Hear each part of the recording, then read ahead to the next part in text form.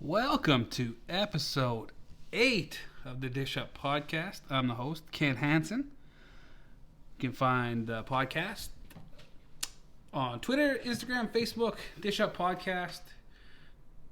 You can find me on Twitter, Kent Hansen, Instagram, Kent Hansen81. Yeah. So last episode was a guest. And the audio, I can't get it to work properly. Still working on it. Been kind of lazy in January. I've had the January blues, not going to lie. Been really unmotivated. Short days, crappy weather. Even though it's been really nice up here, but still snow everywhere. Windy. Blew my gate off my fence. So just been real unmotivated, which sucks for you guys, the fans. But we're rolling now. We're trying video for the first time. I'm not in the pod studio. I'm upstairs. We got a new puppy for Christmas, and he's sleeping on the couch. And that's what happened with the audio on Janice's episode. About halfway through, the dog was upstairs, I was downstairs, and the dog started barking. So I had to go upstairs and get the dog and do whatever dog stuff the dog needed. So now I went into post and tried to edit that part out, which was fine. I could do that. But now when I order all the sections, it doesn't start with the first section I put in. It has the back half, and then it re-loops it again. So I'm trying to figure out how to make that work. So hopefully by next week you'll have 2. You'll have this one and Janice's one re-uploaded properly. I apologize to Janice. You know, it's a big thing. She's a guest on the podcast, but sorry. But yeah, feeling motivated this week. I keep on doing this. Hopefully it doesn't pop too much, eh? It'd be a pain. Motivated this week. Got a new job. So just, that you just get that feeling. This is a better situation for me and the family. So, very excited about that. I just finished recording a sauce reveal for Facebook, or for Twitter, I mean. Posted on YouTube, because Twitter doesn't do 20-minute long videos. So it's on YouTube. I'll share the link. There's sauce reveal. All the sauces in the fridge. Hot sauces, Asian cooking sauces, barbecue sauces. There's more stuff. Mayonnaise and stuff like that, but who cares? So we're going to talk food. What are we going to talk about? I had nothing prepared. I know I got one question. So we'll go to the question. I can't remember who it was on Twitter, because I'm using my phone for the video, so I can't check it. I said, what's a poutine? What's your favorite variation?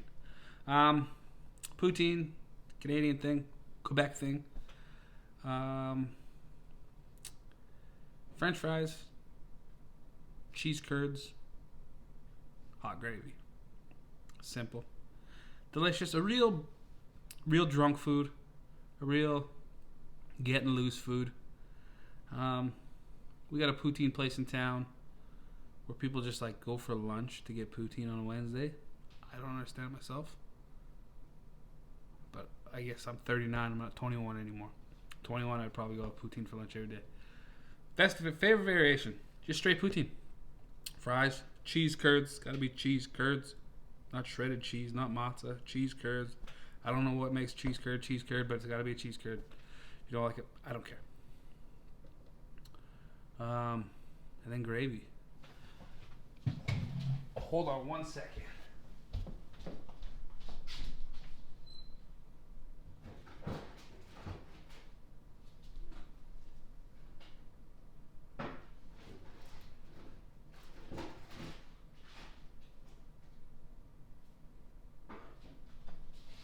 I lied. I thought I had a can of poutine gravy in the cupboard, but I don't. I just have regular beef gravy. I thought I had poutine gravy though.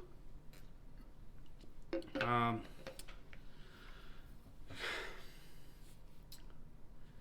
best poutine I ever had, and just it probably taste wise wasn't the best. It's the same as every other poutine. But on our honeymoon, me and my wife flew to Quebec City, hung out in Quebec City for 2 days, did a bunch of cool Quebec stuff. Raclette, which is like hot cheese on a stone. It's really good. Did a bunch of cool stuff in Quebec City. Love Quebec City. Canadian city, Quebec City is my absolute favorite. Old Quebec City, downtown tourist area. Haven't really done the outer Quebec City. Love Quebec City.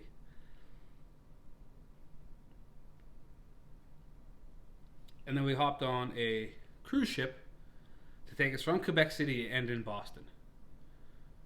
Stopped at all sorts of places in the Maritime. First place we stopped was Sept-Îles, Quebec, which translates 7 islands. And I think we were the first cruise ship to ever dock there.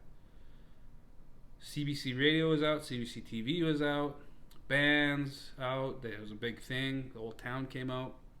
It's kind of neat. It was the first stop, and they made you seem like you were special. And then we stopped also in Halifax and Boston.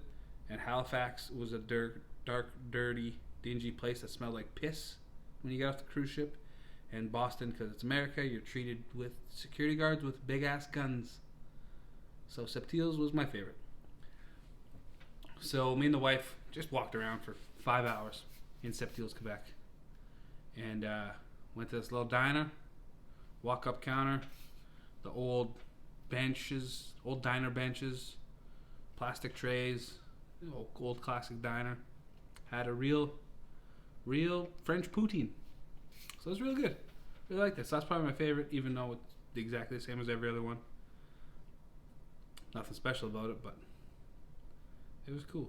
I really enjoyed that. What else could we talk about? What I cooked this last week? Nothing. I've been really lazy. Like I said, January, just having the blahs. But this weekend, supper challenge. This weekend's supper challenge is hot vacation. Most people would be going somewhere warm. Canadians, we can't go anywhere. I guess we can go places. All of our elected officials went places hot. And then they came back and they're getting in trouble. They say, hey, stay in your house. You can't see your families for Christmas. Like for Christmas, we didn't see my parents. My parents lived 5 blocks away. Didn't see them. And then elected officials went down Mexico, Hawaii. They don't give a fuck. They don't care. They're rich. They don't care about us. So this would be hot vacation time. So that's our supper challenge, hot vacation. My favorite hot vacation was Jamaica. We had a blast in Jamaica. Just absolute great time. Great island, great people. And so this Saturday I'm going to make jerk chicken. That's going to be the thing. So I'm going to brine the chicken tomorrow and then cook it on the smoker on Saturday. Have it for supper. Don't know what we're going to have with it yet. Got a couple of ideas. I was thinking about making Jamaican patties, but I'll probably screw that up first time I make it. So definitely not making Jamaican patties first time out. Probably make a Jamaican barbecue sauce as well. Yeah. What else? Should probably give you a tool of the week. Maybe I'll show you some tools that I've already previously talked about. So give me a second. Let me run to the kitchen.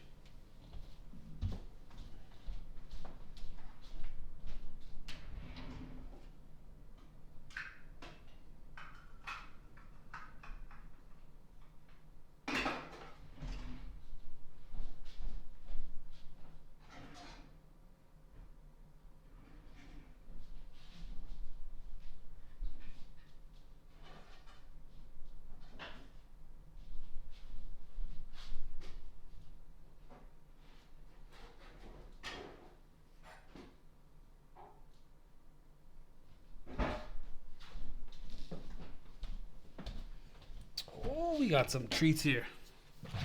This one's actually dirty because we just used it. Microplane. You can see it's like a little grater. Perfect for things like garlic, lemon zest. If you try to do like a fancy dessert, you need to just get some fine shavings of chocolate. Perfect for that. So yeah, it's microplane. You should have one in your kitchen. Costs like $4. This one, absolute must-have. This is, you don't have to have this one. This is just the one I like. Thermapen, the classic Thermapen. I don't know if that's backwards for you. Maybe. Classic Thermapen. You can get an upgraded version, the MK4.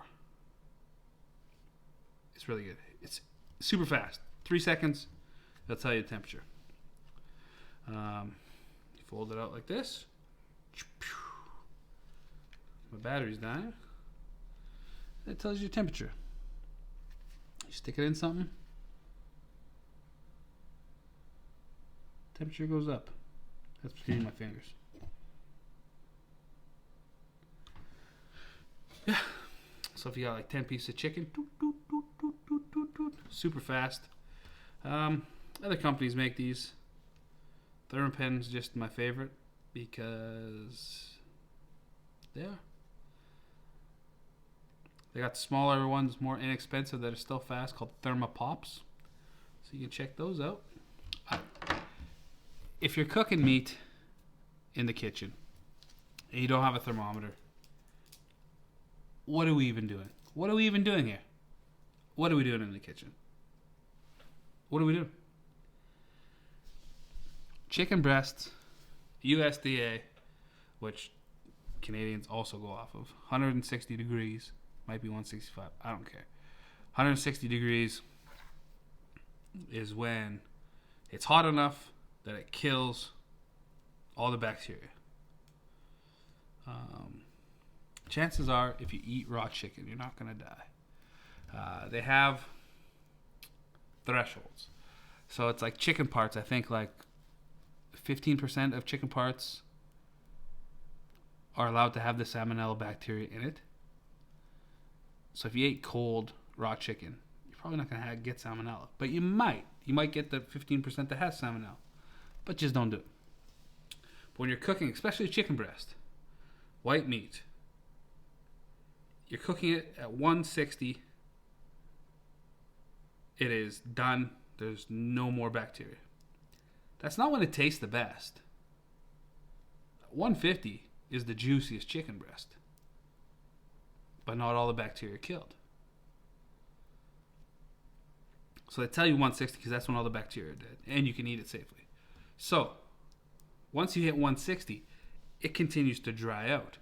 180, you're getting, what are we doing here? 200, you're toast. So if you can't tell when your chicken breast is 160 degrees, you're not getting the best chicken you can get. Same with the steak, depending on how you like your steak. I like mine medium rare, 130-ish, 133 degrees-ish. If you don't have, some guys are real cute with it. This is 6 beer steak. 1 beer, flip it over. 1 beer, flip it over. 1 beer, flip it over. 1 beer, flip it over. Take it off, 2 beers, and then eat it. Unless you know the temperature of that steak, you don't know what it is. Stick your thermometer in there. It'll tell you it's 130 degrees. Take it off, put it on a plate, let it sit for 10 minutes. It's going to be 135. It's going to be delicious. If you like 160 degrees, then you know it's 160 degrees. However you like it, I don't care. I'm not going to judge you how you like your steak. But at least know how you like your steak. So that is Thermapen. Any kind of thermometer. Absolute must. New segment today, just because we got video. So if you're listening to this, it might not be that interesting to listen to, because I'm going to show you a big-ass knife. So this was my grandma's knife. My grandma passed away 2 years ago, I believe now. Hannah. So Hannah Leesager, my mom's mom, married to Odin. Odin was how it was pronounced. So I named my son Odin after Odin. Farm lady. Lived on a farm till she was 88, 90. Moved into the city. Maybe he was 85. Moved into the city. Into town. And was in town till she was like 96. Then she moved into the city. Care home, stuff like that. Passed away when she was 100 years old. Made her 100th birthday. Got a bunch of stuff. Got a letter from the Queen, Prime Minister. Had a big party here. Had a barbecue. Brought out the big smoker. From about 96, I want to say 96, 97 to 100, we kind of had a big birthday party for it every year. Because you never know when it's the last one, right? And they would get bigger. So 100 was the biggest. There was 60-some people here. People from back home drove into the city. It was real nice. Absolute nice time. Great time. My grandma moved into the city. So she lived in the farmhouse. Then she lived in a house in town. Then she moved into the city. And she just didn't have the room. So she lost a lot of her stuff. Like all of her canning stuff. She couldn't can preserves and stuff like that. I bummed her out. I don't blame her. You know, she used to huge garden in the back on the farm. The whole thing was garden farm. She had a garden in the house in town. And always gardening and stuff like that, right? Then you move into the city and there's nothing but parking lots. They're right beside a grocery store. There's no green grass anywhere. So I think that bummed her out. But there was some stuff that made it with her. Family heirlooms, stuff like that. So then when she did pass at 100, my inheritance from grandma was a knife. So she had this knife since my mom was little. My mom thinks it's predates 1930 probably. Big ass knife. She used it for cutting bread. It's like a machete, but she used it for cutting bread. I got it. I sharpened it up. You can see where it had been previously broken. And I'll show it to you in a second. Being suspenseful. Where it had previously been broken. And it had been welded, which looks like some sort of bronze or copper or something. So this is what I got. My heirloom piece. From when my grandma passed away. Just a big ass knife. Sharpened it up. I tried to clean the blade up, but I don't know. I'm not a knife guy. I'm not a metal guy. But it keeps on oxidizing every time I wash it. So I clean it all up, and then I wash it. Not in the dishwasher, hand wash, because you got to do that with stuff like this. And it oxidizes right away. I'm sure there's a way to make it not do that, but you can see right there, that's where it was. Where it was fixed right there. Yeah. So I keep this in the cupboard above the fridge. If we had Thanksgiving or Christmas this year, I would have used this to cut meat up. The turkey, ham, whatever. I would have used this for sure. It's family heirlooms like that. You know, you gotta use it for things. So yeah, so that's my show and tell for today. Big ass knife from grandma. Yeah. You like to say that, I don't know, she was 100. She was done. It was her choice. She was done. I miss her. But what do you say about someone who got to live to 100? That they should have got to live to 102? No. It was her time. And I got a knife. And I appreciate it. I'll keep it forever. I'll pass it down to Odin. He's going to love it. I hope. This little kid. So he's 9 years old. And we've always made him independent. It's kind of our thing. Kind of our goal. We want him to be independent. So he's always been, he can make his own food. So one day, I did a shitty job being a parent. There was nothing in the house for breakfast that was quick that he wanted. Excuse me. There was no milk for cereal. There was no bread. There was eggs. There was oatmeal, stuff like that. But he didn't want that. So wife's still sleeping. I'm at work. He starts up the oven, gets a frozen pizza out of the deep freeze, and cooks himself a pizza for breakfast. You can't be mad at him, man. Like, what are you going to do? Scold him for being independent and being like, well, this is something I know how to cook and I'm going to eat it. So, yeah, that was neat. And then this past weekend, TikTok. I'm not on TikTok. He's on TikTok. He was on TikTok. He caught a ban. I don't know what he said or did, but he got kicked off TikTok at 9 years old. It's full of food videos. They're a minute long. It shows you how to do stuff, right? I'm sure you've seen them. I see them reposted on Instagram and Twitter and stuff like that. So the new one right now is the quesadilla. So you take your tortilla, you make one cut from the center out, and then you use it as quadrants. Cheese, whatever. And then you fold it up so it's like, not this. So it's triangle shaped, open on one side, closed on the other sides. So he just made himself one of these quesadillas the other day. Just impressed. It was actually really neat. Just seeing him just being independent, being like, yeah, that's what I'm going to make. I figured out how to make it on a video on the internet, so I'm going to make it. So yeah, so pretty proud of him lately for being independent in the kitchen. If I could show you the kitchen, like this is clean and nice over here, right? You got the china cabinet, you got the window, you can probably see neighbors driving by. If I hit swap on this camera and you seen the kitchen on the other side, you'd probably call like Child Protective Services. It is a mess. It's a mess today. But Thursdays are skiing. My son has cross-country skiing lessons. My wife takes him. It's really the only time she's out of the house when I'm here alone, because she works from home. Not her fault. There's nothing we can do. We're not allowed to do anything. We're not allowed to go anywhere. So Thursday's content day. It used to be Tuesdays. Now it's Thursdays.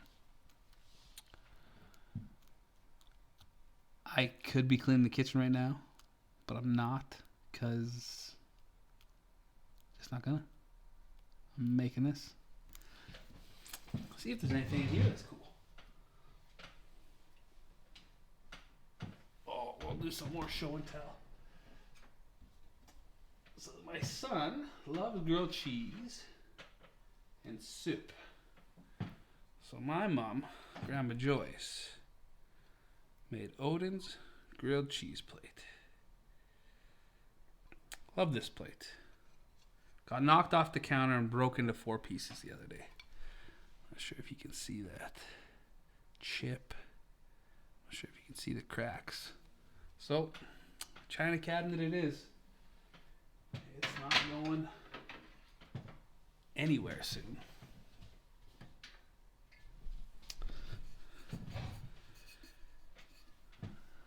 This is a Yeti tumbler. It's tough to see that logo. Prairie dog on the bow. So me and my barbecue teammate Evan, we are really good ideas, guys. But he's super busy. He's on committees, senates, 2 jobs, family. 1 job, I guess, and then does other work, freelance work, in his spare time. And then I'm just lazy. But we have really good ideas. So we came up with this idea and pitched it. Janice, who was on last week's, she's a doer. So I have really good ideas. But I've also been really good at identifying doers. And so I have these ideas. and I bring them up to doers. And then the doers take it and run with it. So a couple years ago, at a barbecue contest, we're like, so in the States, they started having these things called, damn it if I can't remember it, guinea pigs. Guinea pigs, where it was, everything was provided, you paid one fee. That way you're not going to beat someone else because you're buying better meat or stuff like that. Sterling Ball from Big Papa Smokers, he was, I think, the originator of it. Yeah. And it takes a lot of hassle off you as a team when you don't have to go get stuff. You just show up, everything's there. So we floated that idea out. And then Janice took it to the board of the Barbecue on the Boat, Barbecue Society, and floated it as a doubleheader. Prairie Dog on the Bow the Barbecue on the Bow the first day, Prairie Dog on the Bow second day. And these were the awards. Custom engraved Yeti tumblers. It's badass. This is here because Evan had a great idea. It was more Evan's idea than my idea. Evan had a great idea. We sat down for breakfast, told someone about it, and now I got a tumbler. So that's the history of that.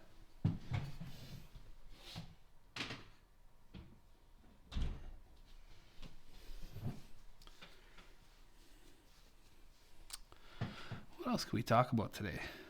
Sorry if this one's a little disjointed, but hope you guys are enjoying it. I hope to, in the future, make it so the audio and the video, because this is more of a video episode. I'm sure the audio will be great too, but plan them better so it's, even if you're listening to it, you're not going to miss out. So that's the plan. That's the hope. Maybe, maybe not. I don't know. We'll see. Maybe I won't even be able to extract this audio and this won't even come out as an audio podcast. I don't know. But, yeah. What else? Inspiration. Who's inspired me cooking-wise? Who have I done so far? Kenji. That's what I reckon. Sorted Foods. Casey Bannerman.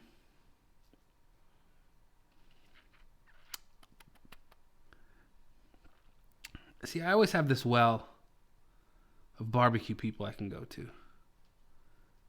But I don't want to go to that well all the time.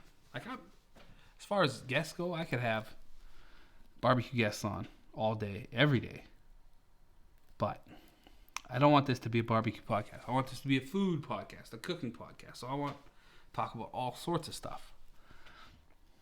So who's been really killing it with the food? That's a tough one. I guess I could do my mom. Let's do my mom. She made the grilled cheese plate for my son. Let's go with my mom today. My mom.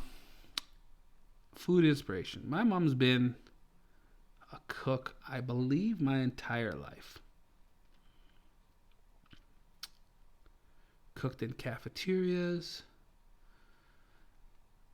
bowling alley restaurants, golf course restaurants, cafeteria.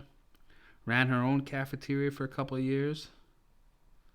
I got to clean it on the weekends for a little bit of money. I'm sure I did a shitty job, but I did it. Yeah, and then back to bowling alleys. Now she works in a seniors care home. I'm sure I said that wrong. I'm sure you're not allowed to call them seniors. My wife knows all about this. She does all this advanced aging groups and stuff like that, board of directors and stuff like that. Not allowed to call them old people. I think seniors is a bad one too. People with advanced aging. I apologize if I offend anybody. That's where my mom works right now. And mom's a good cook. But growing up, same with everything. I'm a carpenter. I work in construction. There's 9,000 little things that need to be done at our house. But I'm fixing stuff, building stuff all day. I don't want to come home and fix and build stuff. Mechanics have shitty cars. And my mom cooked all day, so she came home and was like, I'm not cooking. You guys figure it out. I'll bring home leftovers. If you don't like them, cook. But anytime I had a question about cooking, I'm sure the first 300 times I cooked macaroni and cheese, I would yell to my mom. It said it right on the box. How much water do I put in? 6 cups. I'm sure every time. Always very patient. Always explaining stuff to me. Taught me at a young age how to... At a young age. 18. I had a girlfriend, I think. We wanted to be fancy, the adults. So we threw like a Christmas party. So we made stuffed chicken breasts with like mushroom sauce. You know, being fancy 18-year-old assholes. Yeah. So she always explained stuff to me, taught me how to do stuff. Very patient. And then when we got into competition barbecue, we'd come home Sunday night, super late, unload the trailer, wake up at 6 a.m., work at 7, work all day, come home, clean, go to bed. And then Tuesday night, I'd always go over to my mom's house. And we'd just talk it out for an hour. What worked, what didn't work, why we think it didn't work. You know, she'd be like, hey, what about this? What about that? What about this? And just, you know, we'd just talk it out. Some things we tried and it worked. Some things we tried and it didn't. Some things we didn't try. But yeah, just always able to talk to my mom about food and how to do stuff and stuff like that. So I think today's inspiration is my mom. I don't think she's on Instagram or Twitter. I'm not giving you her personal Facebook, so just believe me that she's nice and she's cool. Actually, she's mean as shit. First time my wife ever met my mom. My mom gave my wife a talking to. I think my wife's still scared of my mom. Not that my mom's scary. But mind your P's and Q's. If she does something for you, say thanks. If you don't say thanks, she'll never do it for you again. Volunteer to help out. If 30 people just ate supper, you better be volunteering to do dishes. So yeah, we're at 33 minutes. So I think that's the episode for this week. Hopefully I'm able to extract the audio from this and put it up on Spotify, Apple Podcasts, wherever else you get podcasts. If there's somewhere that you listen to podcasts and this doesn't show up there, tell me. I can get it added to just about anywhere, I think. This will be up on YouTube. So that'll be fun. So we'll see how that goes. I have a Patreon. So we might start doing Patreon-only stuff. Web store's up. Dish Up Podcast web store. Where you can get merch, shirts, gaiters, face things. All sorts of stuff. And Devil Made Me Cute stuff's going to be up there too. So you can get some barbecue team stuff as well. Sweaters. I think aprons for the barbecue team stuff. Just going to have a bunch of stuff up there. So, yeah. Once again, I'm Kent. You can find me Twitter at Kent Hansen, Instagram at Kent Hansen 81. Dish Up Podcast is the name of the podcast. Find us on Instagram, Twitter, Facebook. Yeah. Hopefully February, I'd like to have 4 guests on in February. Hopefully some big time guests, I'm hoping. I got one kind of loaded.